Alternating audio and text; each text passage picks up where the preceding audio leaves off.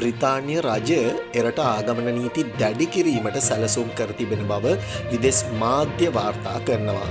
ඒ අනුව සියලුම වීසා අයදුම්කරුවන් සහ ඔවුන්ගේ වැඩිහිටිය පෙන්නන් සඳහා ඉංග්‍රීසි පරීක්ෂණ දැඩි කිරීමටත් එක්සත් රාජධානියේ පදිංචි වීමට අයදුම් කිරීමට තිබූ කාලයද දීර්ඝ කිරීමටත් එරට රජය සැලසුම් කරලා තිබෙනවලු. ඒ අනුව මෙතෙක් ඒ සඳහා වූ වසර 5කට පසු ස්වයංක්‍රීයව පදිංචි තත්ත්වය ලබා ගැනීම සඳහා තිබූ කාලය වසර 10ක් දක්වා දීර්ඝ කිරීමට එරට රජය තීරණය කර ඇති බවයි සඳහන් වන්නේ.